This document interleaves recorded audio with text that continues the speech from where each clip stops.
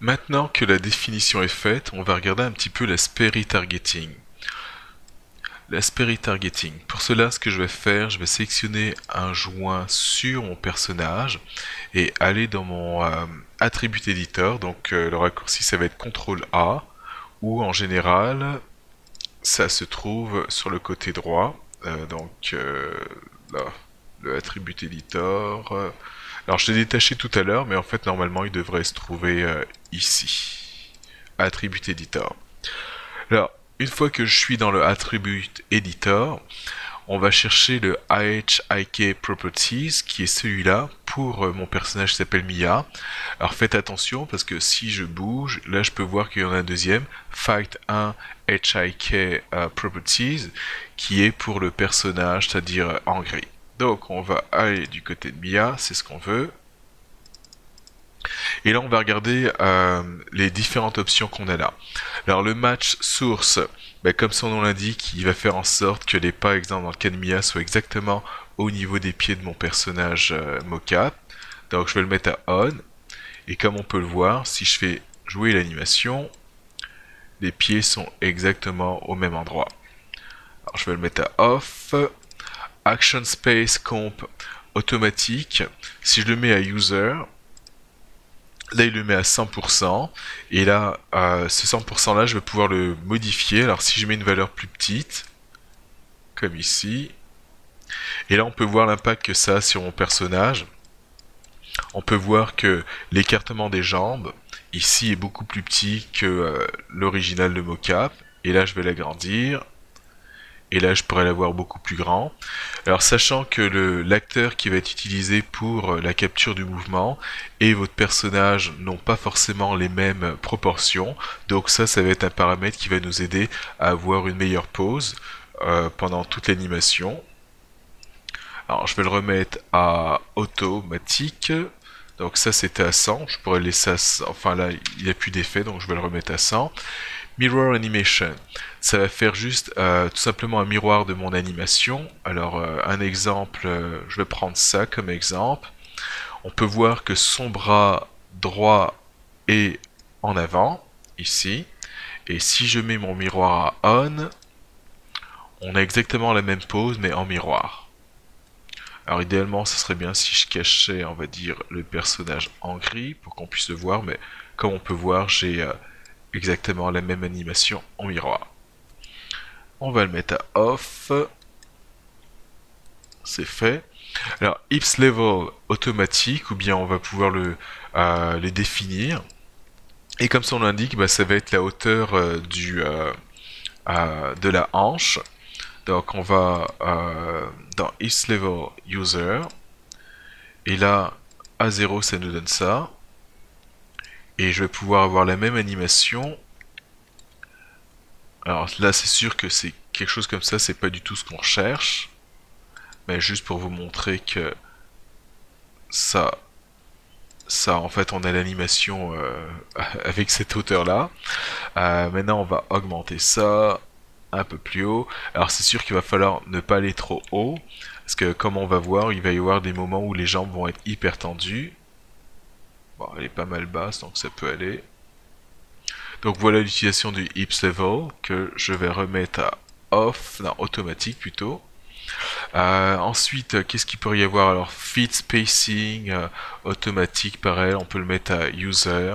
Et à partir de là, on va pouvoir modifier l'espace qu'il va y avoir entre mes pieds, comme ce que j'ai ici.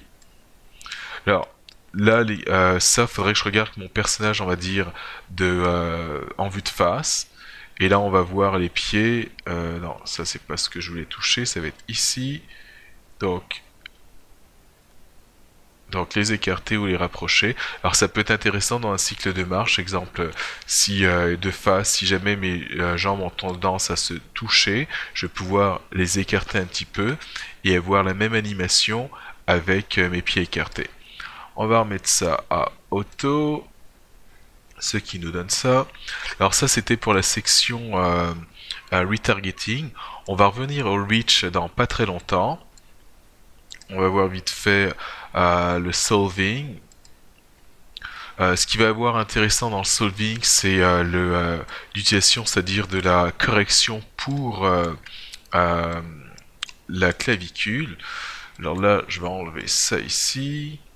On va définitivement cacher le squelette, donc fight, je vais le mettre à off, celui-là, pour pas qu'on le voit.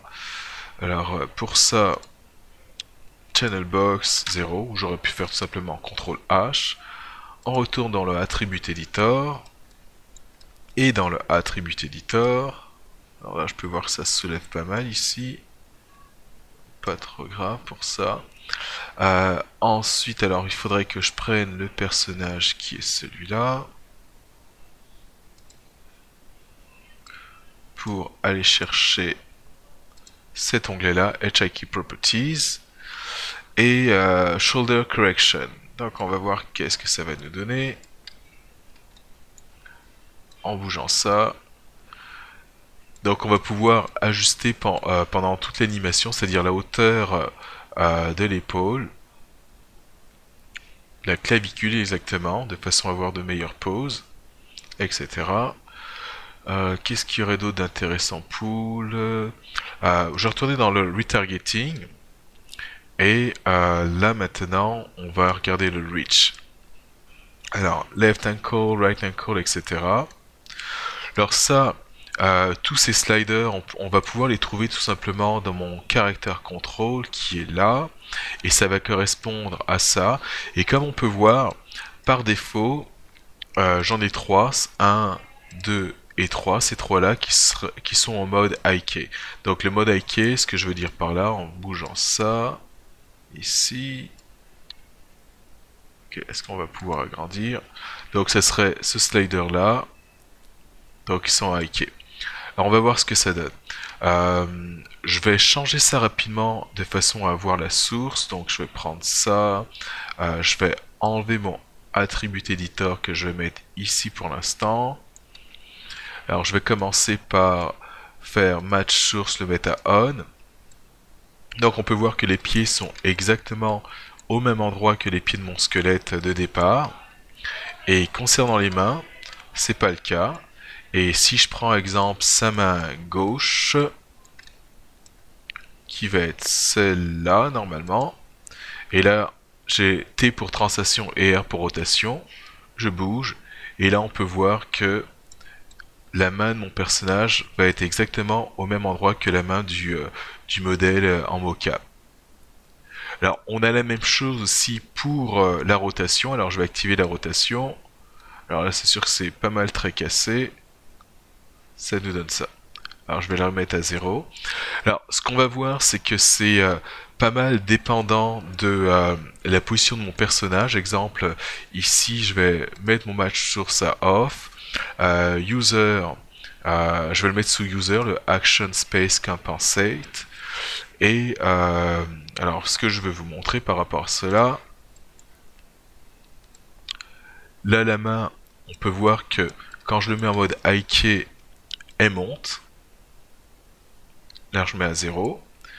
Et là je vais changer la taille de mon personnage. Enfin quand je dis la taille, c'est-à-dire plus le action space compensation. Donc on va le mettre en personnage plus petit, exemple. Alors pour ça, on va changer. Ok, faut que je fasse ça dans ici. Alors là, c'est plus petit. On parle de l'écartement ici, exemple, il est plus petit que celui qu'on a ici sur mon personnage. Et quand j'utilise le reach pour ce personnage-là, en étant plus petit, on peut voir que ça descend complètement. Donc, quand je vais prendre une taille plus petite, la valeur ici, elle va diminuer. Enfin, quand je dis diminuer, je veux dire le bras va descendre. Je vais le remettre à 100. Action Space Compensate à 100. Là, on peut voir par rapport au squelette, quand je vais faire ça, que ça monte. Et si je faisais le contraire, c'est-à-dire je le mettais plus grand que 100, alors on va essayer exemple à 130, ben on va voir que ça va monter encore plus. Donc dépendamment de où il est, on va dire, le personnage par rapport au mocap, ben, l'effet que ça aille va être un petit peu, on va dire, différent, comme on peut le voir là. Alors je vais remettre encore ça à automatique. Alors ça va être un paramètre qui va être, on va dire, intéressant. Enfin, tous ces paramètres-là, on va pouvoir les modifier et au besoin même les animer de façon à ce que mon mocap, on va dire que l'animation soit le plus fidèle possible à ce que l'acteur faisait. Et une fois que c'est fait, ben, c'est là que je vais pouvoir utiliser les animation layers pour faire des modifications. Alors avant de passer au animation layer, je vais conclure ce vidéo en choisissant une section sur laquelle je vais travailler. Alors comme on peut voir, bon bah j'ai remis les propriétés du retargeting telles qu'elles étaient, donc il faudrait que je passe plus de temps de façon à analyser où ça pourrait être utile, s'il y a des endroits où il y a de l'interpénétration, voir si je suis capable de les modifier avec les propriétés de mon retargeting. Une fois que c'est fait, je vais sélectionner la section qui m'intéresse. Alors dans mon cas, je vais prendre le personnage ici. On va cacher le squelette. Et là, ce que je vais produire, donc je vais faire une animation où ça cycle, et je vais essayer d'améliorer un petit peu un des coups de poing. Donc je regarde ça, là, ok, une anticipation, ok. Alors je vais prendre ce mouvement-là, donc on va peut-être partir de... Là, ce serait une anticipation pour le mouvement d'après. Donc je vais considérer qu'elle est normale ici, et que là, elle anticipe pour donner le coup. Donc je vais aller juste avant l'anticipation, donc ici, donc je vais prendre, ça correspond grosso modo au frame 63, ensuite anticipation, ensuite le coup, et après, elle va revenir à sa position normale. Donc, qui serait ça. Alors, donc, de 63 à 82, ça, c'est les parties que je vais prendre pour pouvoir les modifier. Alors, pour les prendre, je vais ici. Alors, Mia, elle est contrôlée par, en ce moment, le personnage. Je vais faire un bake. Donc, je vais aller dans le menu ici. Alors, j'avais dit 63 à 82. Alors, bake. Donc, je vais faire un bake, c'est-à-dire reproduire cette animation sur le control rig de mon personnage. Donc, bake to control rig. Les options, qui va être le petit carré juste là, juste à côté. Alors dans les options, reset. Alors ce qu'on va changer, ça va être ici mon time slider.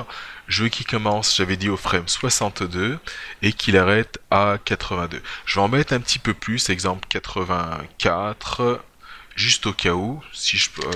ok, 85, et peut-être carrément commencer à 60. Et dans le pire des cas, bah, s'ils sont trop, je vais les enlever. Je préfère en avoir un petit peu plus que pas assez et de devoir recommencer tout le processus.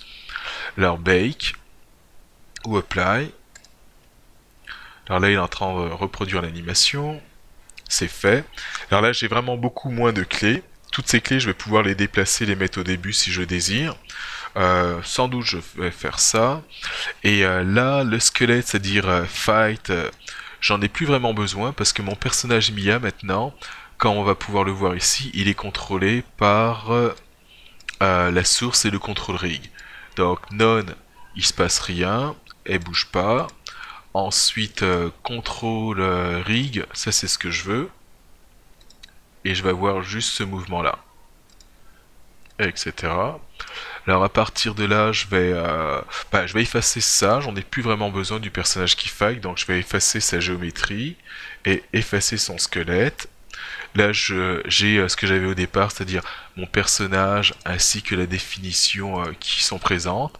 Et le tout est contrôlé par mon control rig qui est là. Alors on va peut-être ajuster le temps rapidement. Je vais le prendre et je vais tout pousser, les mettre au début, donc frame 60. Et on va déplacer tout ça ici, au début. Alors ça commence au frame 1. Alors de 1, alors que je regarde ça ici, de 1 jusqu'à 26. On va changer le temps un petit peu ici. Alors on va mettre 26 frames. Et là j'ai toutes les clés et je vais pouvoir travailler à partir de cela. Donc position de départ, anticipation, boum, le choc, enfin le coup de poing, et là je vais revenir à la position de départ, et là on peut voir que je vais m'arrêter sans doute au frame 23 et effacer tout ça. Alors j'arrête le vidéo là, Et la prochaine étape va consister à utiliser les animation layers afin de voir si on va être capable d'améliorer un petit peu les poses et améliorer l'animation, on va dire, en tant que telle. Et ce qu'on peut voir aussi au niveau des pieds, c'est sûr, ça serait intéressant d'avoir un sol et positionner les pieds de façon à ce que ce soit un petit peu mieux.